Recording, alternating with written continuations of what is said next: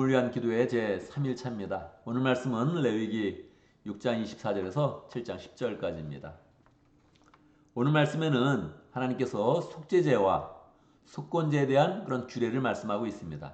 이미 한번 규례를 말씀하셨는데 다시 말씀하시는 것은 제사장 입장에서 어떻게 이것을 집례하고 인도할 것인지 이것을 이제 가르쳐 주는 것이지요. 그럼 우리는 어떤 입장이 돼야 되겠습니까? 우리는 제사에 대해서 두 가지 입장을 가져야 되죠. 첫 번째, 죄를 짓고 제사를 드려 나온 그런 사람의 입장을 가져야 되는 것입니다. 우리는 늘 죄를 지으면 이 죄를 하나님 앞에서 해결을 해줘야 됩니다. 하나님께서 죄가 있음에도 불구하고 거룩한 그런 삶으로 인도해 주십니다. 그것을 믿고 하나님께 나와서 제사를 잘 드려야 되는 것이죠. 그러나 또 한편 하나님께서 제사장의 입장에서 말씀을 주시니 우리가 제사장의 입장이 돼야 되는 것이죠. 우리가 갑자기 어떻게 제사장이 될 수 있습니까? 예수님께서 우리의 죄를 대속하시면서 우리를 거룩한 그런 제사장이다, 왕 같은 제사장이다 우리에게 말씀해 주십니다. 그러니 우리는 제사장이 되어서 이 말씀을 또 받아야 하는 것입니다. 우리가 제사장이라면 우리가 어떤 입장이 되겠습니까? 제사를 드리러 오는 그런 사람들의 그런 그 모든 그런 발걸음을 맞이하고 제물 드리는 그런 장면을 보고 옆에서 있게 되겠죠. 이런 삶이 우리 가운데 있나요? 있죠. 우리는 목원들을 늘 인도하는 겁니다. 목원들을 인도하는 제사장이죠. 새로운 VIP를 인도하는 제사장이죠. 서로 교인들을 인도해주는 그런 제사장의 역할을 이미 하고 있죠. 근데 여러분 그 역할이 어떤가요? 구약시대의 그런 제사장과 비교하면서 우리의 그런 삶을 한번 생각해 보는 거예요. 제사장이라면 제물을 갖고 옵니다. 어떤 사람이 갖고 와서 그 제물에 손을 얹고 기도하는 모습을 보게 되죠. 그 다음에는 그 가져온 사람이 그 동물을 막 죽이기 시작하는 거예요. 금방 된다 그랬어요? 안 된다 그랬죠. 뭐 시간이 많이 걸리는 사람은 1시간도 넘게 걸릴 수 있을 거예요. 어떻게 사람이 소를 잡을 수 있겠습니까? 어떻게 사람이 양을 그렇게 쉽게 죽일 수 있겠어요? 약한 사람도 있고 마음이 약한 사람도 있는데 한번 찌르면 찔러지지가 않는 겁니다. 피가 튀기는데 동물은 막 나뒹굴고 있고 피는 막 뻗치고 있고 그 가운데 그 동물을 죽여야 되는 거예요. 제사장이 죽이면 안 되는 거예요. 그 사람이 죽이라고 옆에서 코치하면서 있는 거예요. 이게 한 번이 아니고 사람들이 계속 오잖아요. 그럼 기분이 어떻겠어요? 너무너무 어렵죠. 제사장의 직무가 거룩한 것 같지만 옆에서 보고 있으면 이건 한심한 거예요. 옆에서 와서 맨날 동물에 손 얹고 죄 지은 거 이야기하고 그 찌르고 죽이고 하는 것을 계속 보는 겁니다. 가죽도 벗겨야 되고 이게 뭐 한두 시간에 끝나는 일이 아닌 거예요. 근데 한 사람이 아니고 매일 그러한 일이 반복된다면 이게 얼마나 힘든 겁니까? 여러분, 목자 목녀님의 이런 삶이 힘든 거죠. 이게 말로 표현한다면 이게 우스운 거 아니에요? 맨날 뭐 밥 해주고 라이드 주고 신경 써주고 얘기 들어주고 또 기도해주고 그 삶을 인도하려고 애쓰고 또 그런데도 말을 안 듣고 또 다시 해주고 이게 죄송합니다. 목이 착 잠기네. 이게 너무 어려운 일인 거죠. 너무 어려운 일인 거예요. 근데 그걸 하라는 거예요. 왜요? 이게 너무 거룩한 일이니까. 이게 너무 좋은 일이니까 이거를 하라는 거예요. 근데 사람이 와서 동물을 잡고 찌르고 하는 그런 과정에 이게 분위기가 아수라장이 되잖아요. 이 아수라장이 될 때 이 제사장이 옆에서 가만히 이것을 보면서 뭐를 만들어주는 겁니까? 거룩한 분위기를 만들어주는 거예요. 속죄제를 드리는 규례는 다음과 같다. 속죄제사에 바치는 제물은 번제물을 잡는 그 자리 곧 주님 앞에서 잡아서 바쳐야 된다. 그것은 가장 거룩한 제물이다.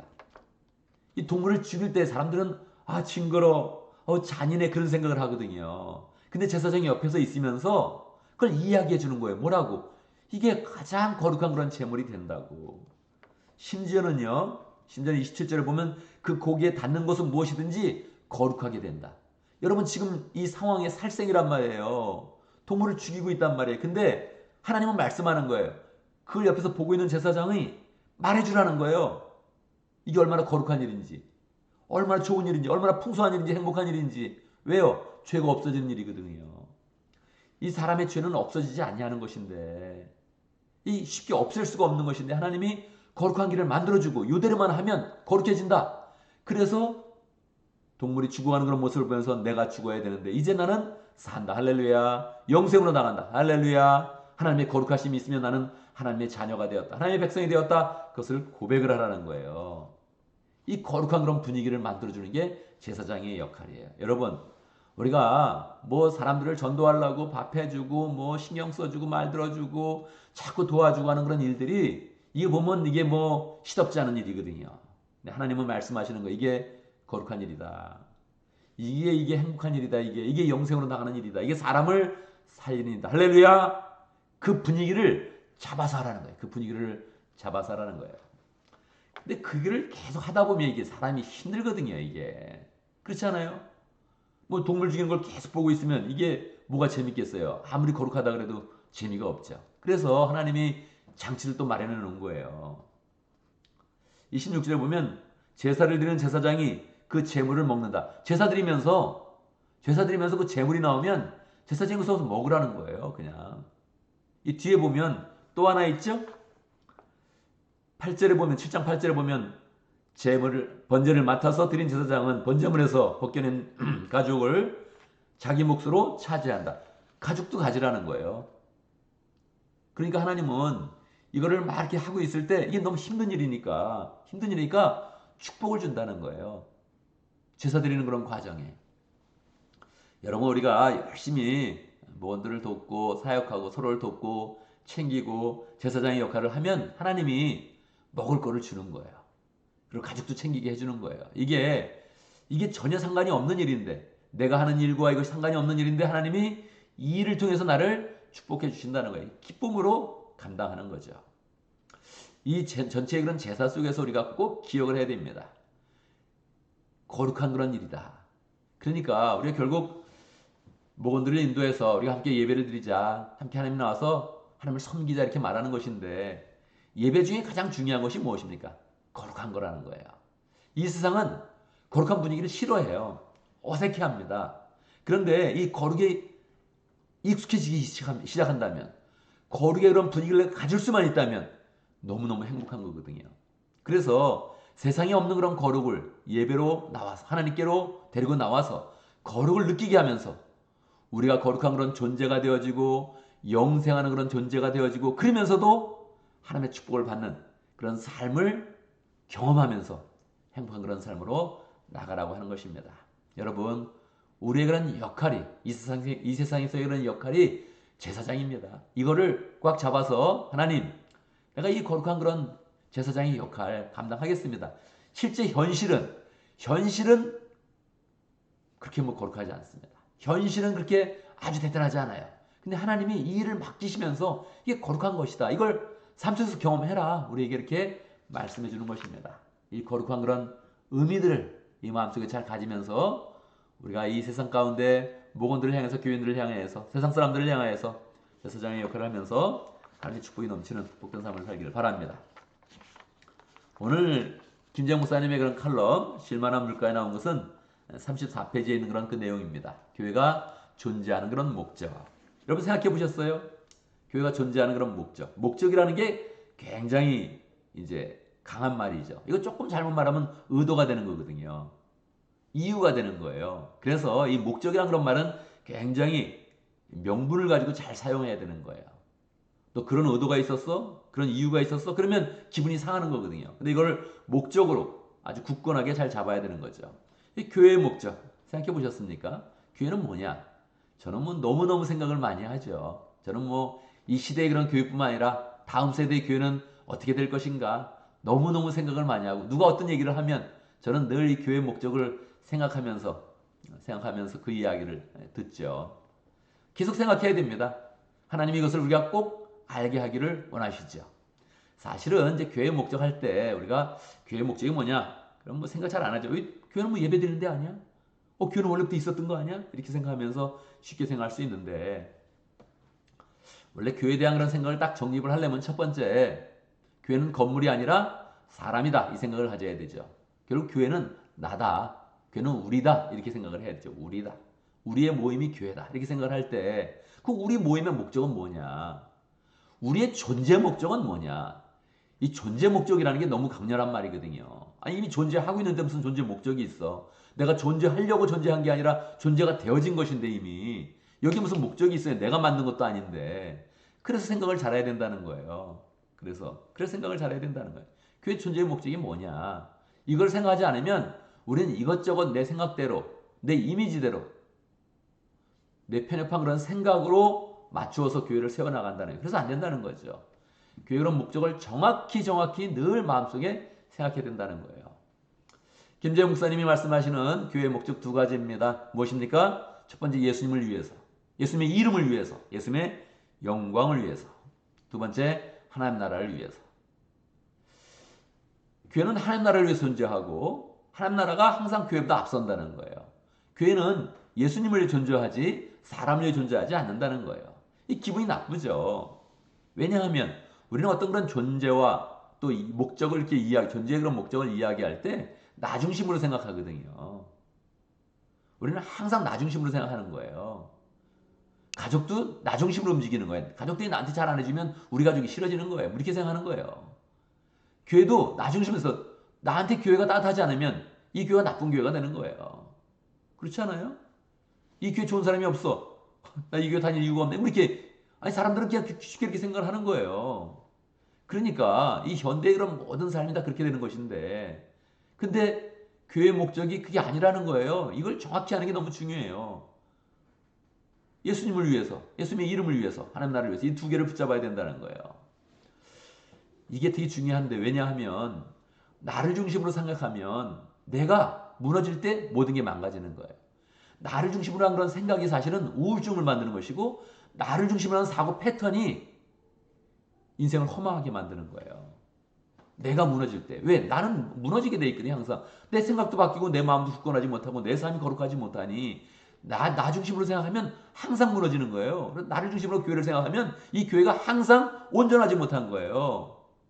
그런데 처음서부터 예수님을 중심으로 생각한다면 이 교회는 항상 굳건한 거예요. 예수님의 뜻이 거기 있으며 예수님의 능력이 있으며 예수님의 섭리가 거기 안에 있는 거예요. 그 안에서 내가 변해가는 거예요. 결국에 가서는 이 교회는 우리들이기 때문에 내가 모여서 여러 사람의 나가 모여서 우리가 된 것인데 그 우리를 교회라고 한다면 하나님께서 우리를 살리시는 그런 방법을 주시는 거예요. 나를 중심으로 생각한다면 교회도 엉망인 것 같고 이게 뭐 아무것도 없는 것 같고 기분도 나쁘고 항상 그렇게 되는데 예수님의 이름을 위하고 하나님 나라를 위하게 된다면 여기서 하나님께서 우리에게 큰 축복을 주시는 것이죠. 우리를 불러서 거룩한 사람을 만들어 주시고 또 우리가 예수님을 위했는데 그것이 결국은 나를 위한 길이 되어지고 내가 나를 위하면 내가 나를 위할 수 있는 시간이 한정되어 있거든요. 몇십 년밖에 안 돼요. 여러분 늙어서 내가 나를 위해봐도 그거 아무것도 안 되거든요. 이게 결국 젊었을 때 좀 힘이 있을 때 내가 나를 위하는 건데 내가 나를 위해보면 행복할 수 있는 시간이 얼마 안 돼요. 아무리 행복을 추구해도 그게 안 돼요. 세상은 늘 그렇게 이야기하거든요. 인생의 목적이 무엇이냐? 사람의 존재의 목적이 무엇이냐? 행복과 쾌락이다. 그러는 거예요. 사람이 철학을 다 모아가지고 생각해 봤을 때 인생의 목적이 무엇이냐 했을 때 행복과 쾌락이라는 거예요. 그렇지 않아요, 여러분? 행복이 추구되지가 않아요. 성취되지가 않아요. 쾌락이 느껴지지가 않아요. 인생은 혼자서 쾌락이 느껴지지가 않아요. 젊었을 때 되면 되는 것 같은데 다 허망한 것을 끝나게 돼 있거든요. 근데 하나님이 예수님 위한 그런 삶으로 하나님 나라를 위한 그런 삶으로 인도하시면서 우리를 예수님처럼 만들어주시고 예수님의 능력과 사랑을 부어주시고 그리고 하나님 나라를 세워갈 수 있는 사람으로 세워주시고 그리고 우리에게 영생을 허락하시면서 우리에게 가장 행복한 그런 길을 인도해 주시는 것입니다. 교회의 목적을 맞추는 것은 나를 내려놓고 예수님을 세우는 것인데 그래서 하나님 나라를 전파하는 것인데 그렇게 된다면 결국 내가 예수님의 사람으로 서면서 하나님의 자녀로 서면서 영생을 바라보는 그런 삶으로 나가게 된다는 거예요.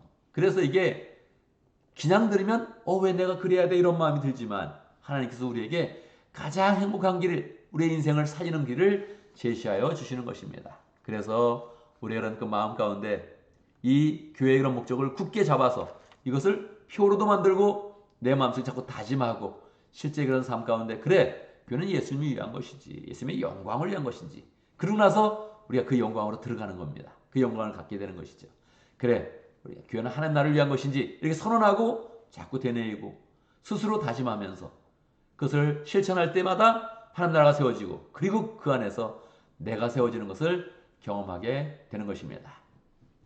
그래서 우리 결국 인생의 목적 나의 목적도 예수님을 위한 것 하나님을 위한 것입니다. 이렇게 잘 맞춰가서 우리 인생이 영생을 바라보면서 담대하고 행복하고 기쁨으로 나아가는 복된 삶이 되기를 간절히 바랍니다. 오늘도 말씀 가운데 기도 제목을 붙였습니다. 우리가 하나님의 뜻에 맞게 살면서 하나님이 지으신 그런 목적에 맞게 살면서 교회를 세우고 하나님 나라를 세우고 또 제사장이 되어서 이 복된 삶을 잘 살아갈 수 있도록 함께 기도합니다. 우리 그런 삶과 가정과 목장과 교회 가운데 부흥의 은혜를 주시도록 함께 기도하고 기도 제목으로 각자 가진 그런 기도 제목으로 기도합니다. 기도 제목을 잘 잡아야 됩니다. 여러분 기도 제목을 잘 잡아서 자꾸 딴 사람에게 알려주고 서로 기도 제목이 성취되는지 한번 살펴보고 그리고 또 하나님께 감사하면서 나가면 좋겠습니다. 제가 먼저 기도하고 또 함께 기도하는 시간 갖도록 하겠습니다. 기도합니다. 하나님 아버지, 우리를 제사장으로 삼아주시니 감사합니다. 우리를 목자로 삼아주시고 목녀로 삼아주시고 또 하나님의 그런 자녀로 삼아주셔서 하나님의 은혜를 먼저 누리고 다른 사람을 또 잘 인도할 수 있는 제사장의 역할을 할 수 있도록 인도하신 것 감사합니다. 힘든 것 같은데 그 일을 통해서 기쁨 있게 하시고 행복 있게 하시고 보람 있게 하시고 영생의 능력을 풍성히 가질 수 있도록 역사하여 주시옵소서. 하나님 아버지, 우리 가운데 교회를 허락하여 주셔서 참으로 감사합니다.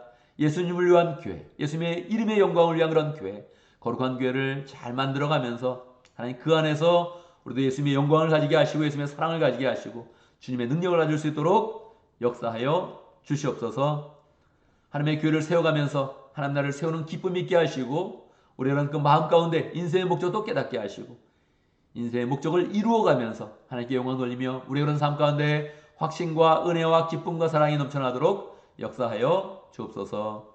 하나님 아버지, 부흥을 위한 그런 기도를 계속하고 있습니다. 우리의 마음이 먼저 부흥되게 하시고 이미 우리의 그런 그 마음 가운데 부흥의 은혜가 가득하게 하시고 이제 주의 그런 그 말씀을 받으면서 부흥의 그런 그 마음이 더 폭발적으로 풍성하게 일어날 수 있도록 인도하여 주시옵소서. 하나님 아버지, 우리가 열심히 기도회를 하고 또 마음을 준비하고 있는데 또 우리의 그런 삶과 우리의 직장과 사업이 아주 또 바쁘게 돌아가고 있습니다. 주님이 도와주시옵소서.